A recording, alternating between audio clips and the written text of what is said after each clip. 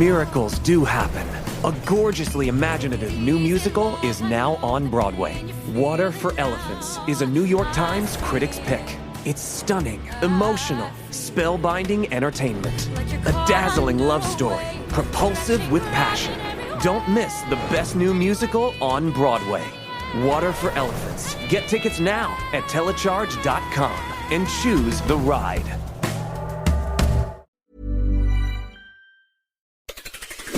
It's Saturday the 27th of April. I'm Ciara Evans, and this was a week that saw Rishi go all out on new policies. Good news for Ukraine, bad news for Donald Trump, and London's flirtation with the apocalypse. Grab a cup of something hot, put up your feet, and get up to speed on the 7 biggest stories of the week. This is the Standout 7 from the Smart 7. It's news, but not the news. With the clock counting down to the local elections, this week saw Prime Minister Rishi Sunak swing into action with a fistful of policies and some stern words designed to impress wavering Tory voters. He kicked off his campaign last Friday with an attack on what he called sick note culture. He was fed up with people not turning up to work and says that benefits are becoming a lifestyle choice for some. He was particularly annoyed that the number of people failing a work capability assessment has tripled over the last 13 years, and he says people are not 3 times sicker. If you're feeling anxious or depressed, then of course you should get the support and treatment you need to manage your condition. But that doesn't mean we should assume you can't engage in work.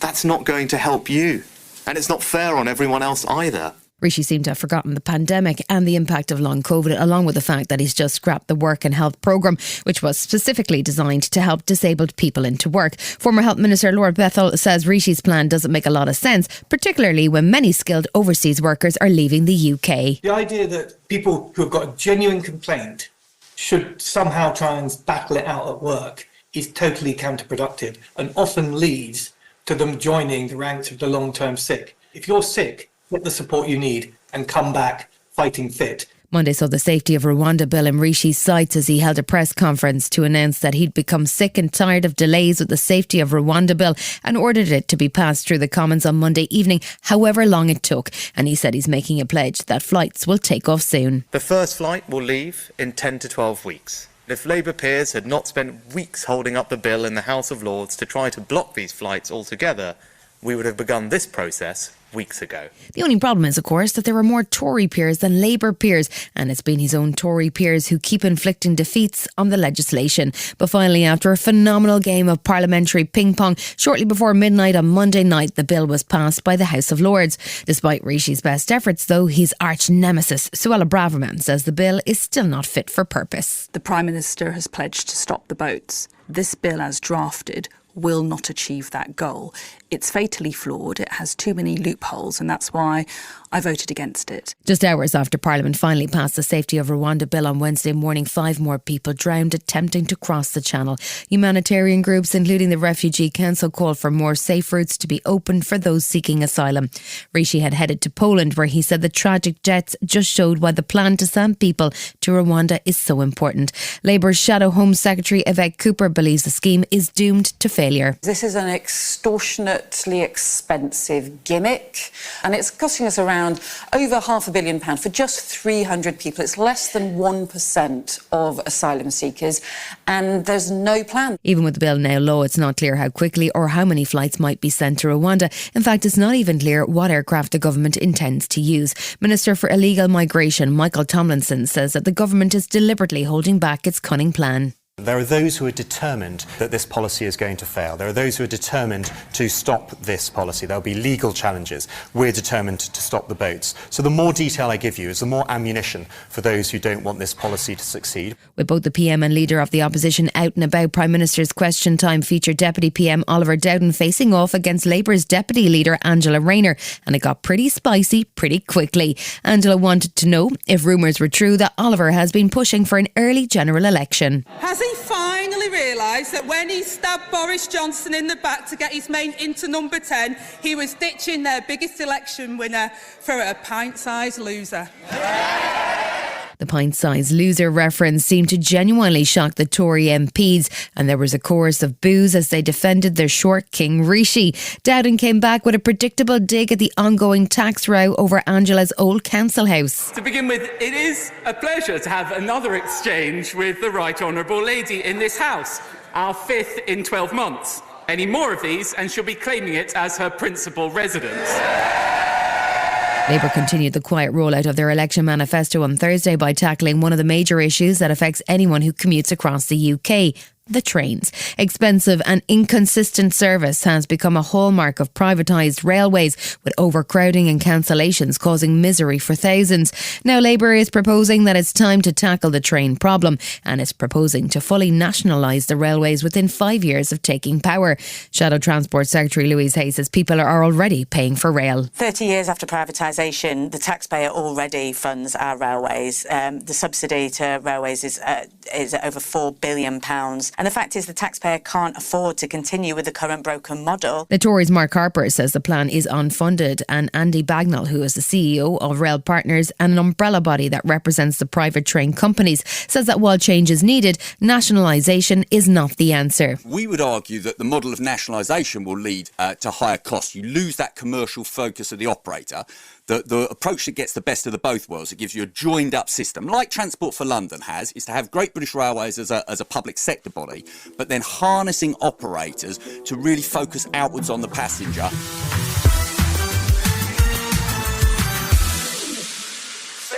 It took 484 days for the US Congress to pass a new aid bill for Ukraine, but last Saturday they finally managed to get a $60 billion package over the line. Speaker Mike Johnson had delayed and rejected bipartisan bills previously, but he seemed to have had a change of heart in the last few weeks and managed to put together a combined bill with aid for Ukraine, Israel, Gaza and Taiwan.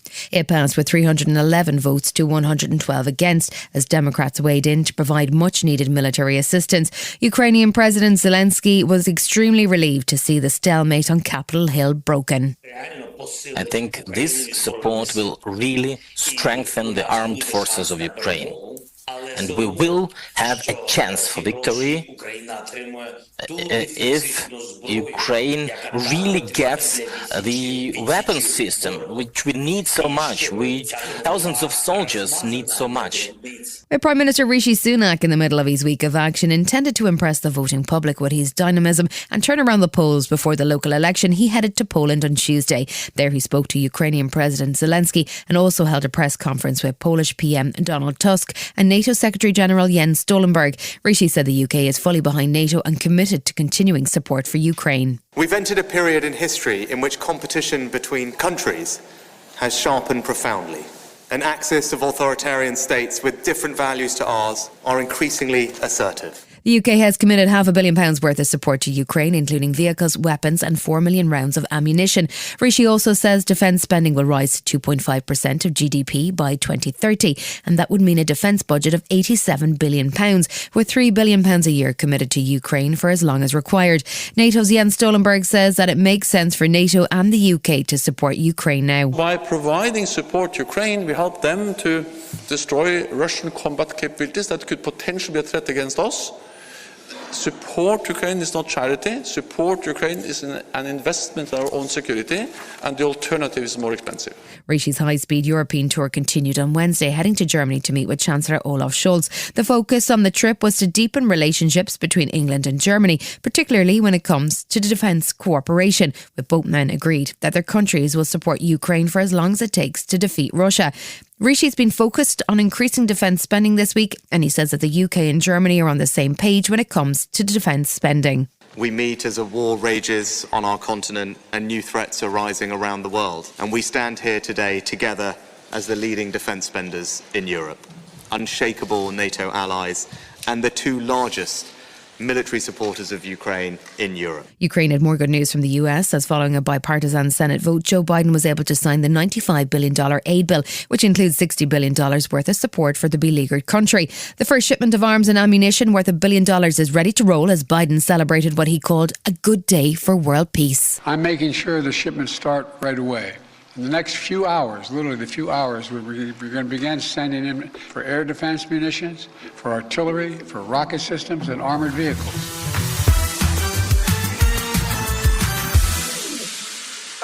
Donald Trump was back in court on Monday for his election interference trial, which relates to hush money payments to adult actress Stormy Daniels. The jury has been sworn in, and Monday saw opening arguments from both the defence and the prosecution. The first witness to be called was the appropriately named David Pecker, who was the publisher of US magazine The National Enquirer and is accused of using a technique called catch and kill to hush up stories of Trump's bad behaviour. Outside the court on Monday, he was still giving out about the Attorney General and his fraud trial, partly because she questioned how the $175 million bond in that case has been presented. On the Letitia James case, she's the worst Attorney General in the country, by the way. And she keeps a lot of business out of New York, and businesses that are here are leaving. Somebody's going to step in, the governor, or somebody has to step in and do something because your businesses are fleeing. Tuesday was another bruising day for former President Donald Trump in the New York courthouse as he sits through his criminal trial on election interference. The day started with a hearing on whether or not Donald had breached the gag order that Judge Merchan had put in place, with the prosecution submitting 10 separate examples they claimed should attract fines. While they were arguing the case in court, Trump tweeted again, attacking the judge, who has reserved judgment on the matter for now. The trial continues and Trump continues to get angrier, ranting outside the courtroom about policing restrictions, preventing his supporters from turning up. Sadly, there were no such restrictions. What's going on is a disgrace. Now, it's interesting outside for great Americans, people that want to come down and they want to protest at the court. We have more police presence here than anyone's ever seen. For blocks, you can't get near this courthouse. Even for those who were committed watchers of Donald Trump court cases, Thursday was a lot. In 3 separate cases, Trump was before the Supreme Court seeking immunity, continued his criminal trial in Manhattan and lost a bid for an appeal in the E. Jean Carroll case.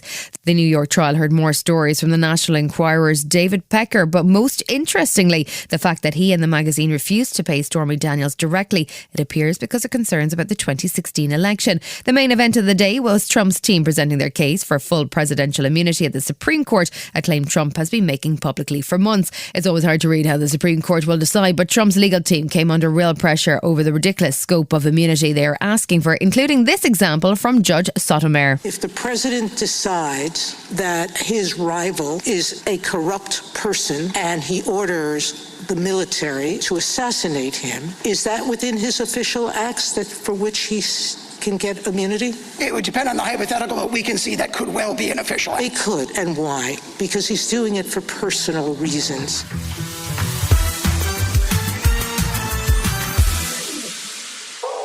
Thursday saw dramatic events unfold in Scottish politics, which left First Minister Humza Yousaf in deep political trouble. It all started with an early morning meeting at Bute House between the SNP leader and the co-leaders of the Scottish Green Party, followed by an emergency cabinet meeting.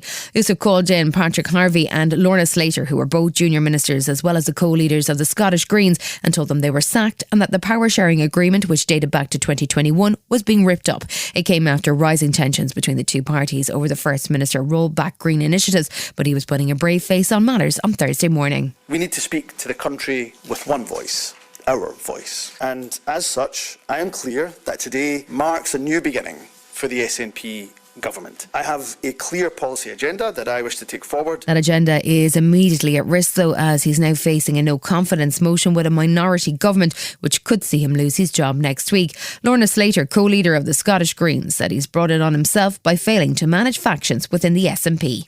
I think that he has caved into the right wing of his party, to some of the most regressive, politics in Scotland, and undone our progressive cooperation agreement. Still to come on the Standout 7, London gets a little bit apocalyptic and Kevin Bacon heads back to high school. Right after this.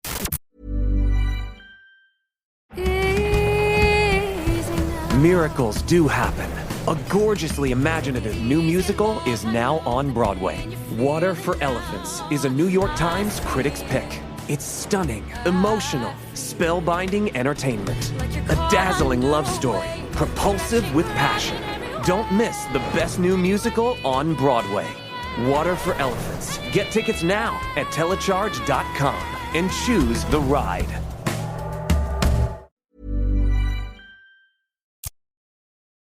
Welcome back.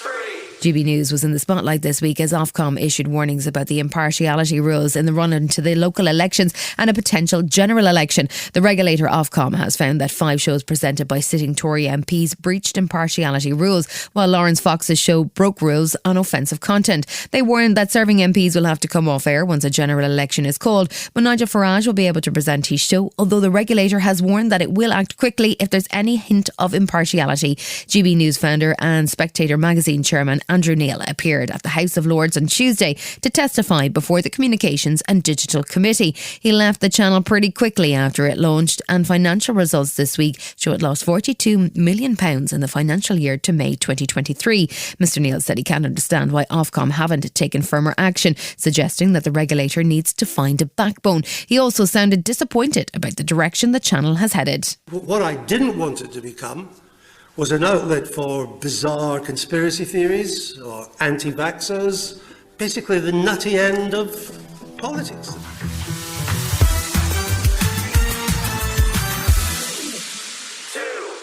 If the Daily News is making you long for the end of the world, you might well have thought your luck was in on Wednesday morning. First, Big Ben stopped and then 4 horses burst through the streets of London, one of which was covered in blood in a highly dramatic and apocalyptic scene. But it turned out not to be a dramatic omen. Firstly, Big Ben recovered, although it did bong inaccurately at 10 a.m. And in fact, there were 5 horses who got startled by builders and were all recaptured. The horses were in fact part of the household cavalry, and several of them were seriously injured in the incident, which saw one of them crash into a bus. A number of soldiers were also slightly injured in the incident, as Commanding Officer Lieutenant Colonel Matt Woodward explained. We would like to express heartfelt gratitude for the swift responses of the Met Police, City of London Police, the Royal Mews, the London Ambulance Service, the London Fire Brigade and members of the public in reacting as quickly as they did. This enabled swift treatment of our soldiers and helped bring our injured horses to safety.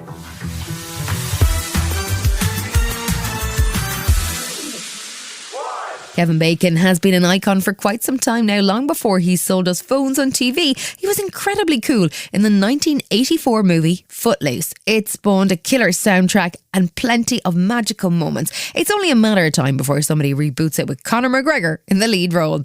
In the meantime, Kevin took a trip down memory lane this weekend as he headed back to the high school where the movie was filmed for a 40-year reunion. He received a rapturous reception from the students at Payson School in Utah, including a moment that just made him feel old. A young woman said to me, "You know, my grandfather was in school here when you were doing the movie. Your grandfather, if going for the 40th anniversary wasn't enough." I was like, wow, okay. Check yourself, buddy. You've been listening to The Smart 7. We'll be back tomorrow at 7 a.m. Hit that follow button and have a great day. Give us 7 minutes and we'll give you the world.